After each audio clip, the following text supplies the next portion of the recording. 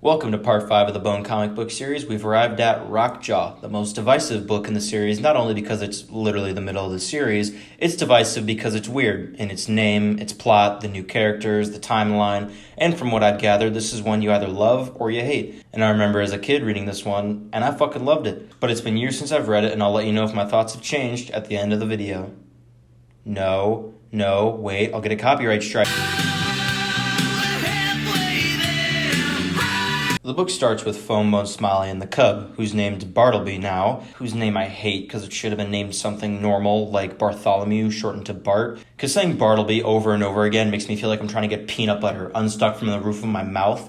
And if you don't feel that way, you aren't as far along the spectrum as I am. They're chased by the two lame rat creatures until they turn around and throw rocks at them to chase them away, until a big mountain lion named Rockjaw, the master of the eastern border, also an unnecessary addition to the title, shows up and recaps the situation in the valley, how it's divided between the dragons and people versus the rat creatures and the hooded one who wants to take over everything. They go to leave, but Rockjaw almost pushes them off a cliff, and it's either fall off the cliff or they have to give themselves up as hostages and be turned over to the rat creatures for a reward at some point.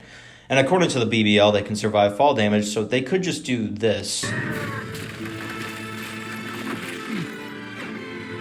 with Bartleby, but Rockjaw is also just a big cat, so he can probably land that jump as well. So I guess being hostages is just the easy way out. Chapter 2 starts with the possum kids that we haven't seen in 2 books who are tracking Foam Bone and Smiley by finding Smiley's bread crusts and cigar butts. Then they're snuck up on by a little raccoon named Roderick, who shows them the 2 bogus rat creatures picking through bones that turn out to be Roderick's parents, and he makes a joke out of it? The possum kids want to help him and go find the bones to get help, but see them being led up the mountain by Rockjaw, who starts talking about the 2 sides of the war for the valley. The possum kids ask who Rockjaw is since they've never seen him before, and Roderick is from the mountains and knows that Rockjaw is only good or bad depending on what side that they're on. But Rockjaw hates both dragons and rat creatures, so it really doesn't fucking matter. The kids get a closer listen and hear Rockjaw ranting about how much he hates rat creatures, so they go and find these 2 traitors and get them to chase them up the mountain, right into Rockjaw's path, and he does indeed hate rat creatures and causes them to fall off the mountain. The kids meet up with Foam Bone, Smiley, and Bartleby and realize Rockjaw is a cat and probably landed on his feet, so he's racing back up the cliff and they're trying to save the happy reunion for later. But Roderick brought along all the other orphaned animal kids whose parents got ate by the rat creatures to the bones, who realize they're about to witness what a cat does to a new toy. Chapter 3 starts with Rockjaw trying to recapture them, but the kids know a cave in the mountain that leads to a secret tunnel that Rockjaw doesn't know about. They hide in there and Rockjaw waits outside for them to exit. The orphans aren't exactly happy to be in the same group as a baby rat creature, but they go down the secret passage anyways, out to a big and old temple with statues that Smiley mistakes for the ancient queen of dragons who has turned to stone. That's kind of something I skipped over because the explanation last book was unclear, but it's not, so don't fucking worry about it, just watch the next video, okay? They make the goal to get down the mountain to the tree line, where Rockjaw couldn't find them once they scatter into the forest, and eventually they get to a cliff, where we get the closest to a secondary plot line in the book. Beyond the possum kids in chapter 2, there's no B-side story for the rest of the book. They see smoke coming up from the valley, and they're lost, so nobody knows whether or not that's Barrelhaven, a different town, or just a forest fire. And they start to go back down the mountain, but are interrupted by these 2 bums, who are interrupted by a swarm of locusts, who are interrupted by King Doc, who pushes everyone across a gorge. The scene for chapter 4 is very weird, and there's a good reason I'll get to, but King Doc is just a couple inches from reaching them with his T-Rex jaws, and then says he'll let them live if they give up where Phony is. And Foam Bone speaks for not everyone, and says they would rather die, and King Doc's like, say less. They all somehow make it around the cliff, regroup, scold the 2 rat creatures for trying to eat Roderick, then continue around the cliff until Foam Bone looks up to see King Doc waiting for them at the top. Also, I distinctly remember this being the first time I read hors d'oeuvres, and I knew what they were, I just didn't put the 2 together until reading this again recently. Younger me just thought this was another French thing pronounced horse devours.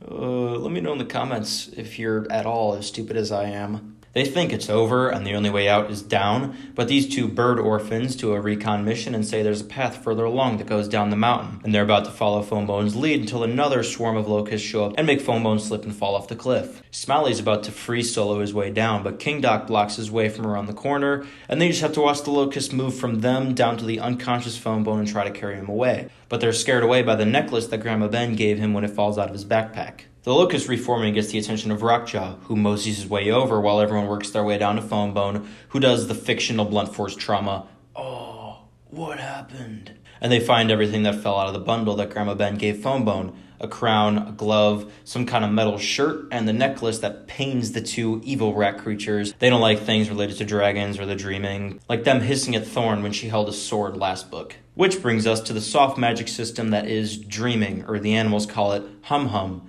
which is a rhythmic sound the earth makes that people can't hear anymore, and that's how the animals can act on instincts because of the hum of the earth that's stronger in some places. It's been mentioned a lot before. It's a bit of an ambiguous thing, hence the soft magic system, because there's a lot that the word dreaming covers. The actual time when you go to sleep, what Lucius described it as, and how the hooded one can see Thorn's strength. Then Baby Sonic says that it's always really strong at the rat creature temple, and Baby Bugs Bunny says he thought King Doc was real until he disappeared. And this is news to Phonebone, and the Baby Beaver explains that the power of the dreaming hum-hum can make you have waking nightmares. Phonebone doesn't believe him that the ledge being destroyed and them feeling King Doc attacking them had to have been real, but the Beaver explains to them it wasn't real, because the dreams can be so intense that you feel everything while dreaming, and the two bumblefuck rat creatures say the temple was built on a ghost circle, and that's enough to convince Phonebone. I'm a big fan of hard magic systems that have concrete rules that have limitations to how much characters can achieve, and a soft magic system can be confusing a lot of the time. Like, I still don't fully understand the magic in Lord of the Rings, but I really like the dreaming concept of magic in Bone, because this revelation that the whole chase with King Doc wasn't even real shows that the reality that we see from the Bone's perspective could just be a nightmare induced by the Lord of the Locusts giving them nightmares. Plus, it enables Thorn to do some crazy shit later on that I don't mind either. Anyway, in Chapter 5, Rockjaw has caught up to the group as they get closer to the forest and their freedom, and the two whingy rat creatures talk about how King Doc used to abide by the old treaty between them and the dragons to stay in the mountains, and it all changed when when the Hooded One showed up as a vessel for the Lord of the Locusts to channel its weird spirit powers through, including commanding an army of magic grasshoppers. And King Doc has to do what the Hooded One says because they control the dreaming and they could make him go insane with nightmares otherwise. But it's still hard to differentiate between what is real and what isn't. And the Hooded One blames the dragons and valley people for the rat creatures living in the mountains and wants to return to a time when the valley was ruled by only rat creatures. The Bones say they don't have to listen to the Hooded One to be happy. And Rockjaw interrupts with his own input, saying that it doesn't matter how happy you are, power is the only thing that matters. And let's turn around as well, so I can go get my reward. And while they're as prisoners, Rockjaw drones on about how there is no good and evil, only nature. And in nature, the only thing that dictates everything is power. And he's being a pompous little character until they reach King Doc and his entourage, who does not return the favor and will regret that big time. Phonebone and Smiley turn to try to escape, but these two dipshits. After Phonebone saved them by leading them away from King Doc, who wanted to kill them for being traitors, grab him and try to gain back the favor of King Doc. We were planning to hand him over to you the whole time. But the orphans go Office Space Ghetto Boys on him and free the Bones, and the chase starts, almost getting to the woods before King Doc gets in their way again, which Rockjaw promptly clears for them, and the Bones, orphans, and possum kids scatter into the forest, saying goodbye after this whole book lasted one day, by the way, an adventure in itself for the orphans and possum kids, and a mere step on the ladder for Phonebone and Smiley, who realize that Bartleby didn't enter the forest with them, and they look back up the mountain and see him join the pack, and Smiley has to get over losing his friend, and that's the end of Rockjaw.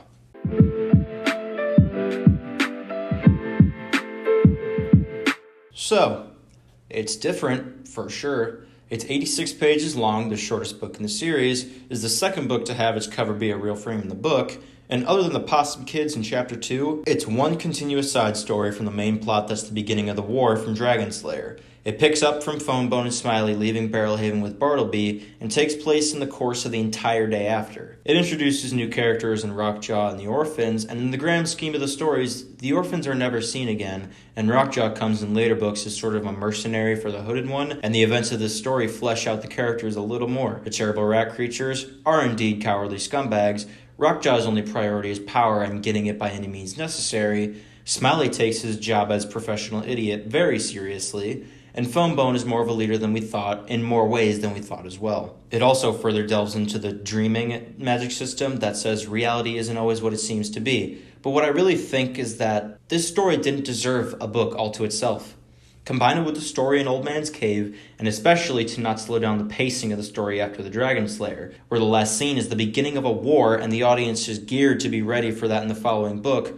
Then we read Rockjaw and we're given this story almost completely removed from the events of last book. It slows down the story right after Dragon Slayer put it in third gear. Now, whether or not that's a good thing, well, this is only the halfway point of the whole series, and there's still 4 more books after this that have to be filled with escalation of the plot and the rising action section of the hero's journey arc. So bringing the pace of the End of the Dragon Slayer down to the side story that is Rockjaw, it's like getting to the top of the roller coaster and you just fall and hit the ground. I think some parts of Rockjaw is filler. Most of the climbing parts and the inclusion of the orphaned animals in general is useless, unless you want to see the result of what having rat creatures living in the valley would be like, but we already have these 2 centuries that make us hate rat creatures already. What I wish happened is what the most important parts of the story are, being Rockjaw's hostages, escaping from him and hallucinating the encounter with King Doc so we understand the power of the dreaming. Then the 2 cunty rat creatures talk about Hum and how the Lord of the Locusts corrupted King Doc's mind and can do the same to Thorn.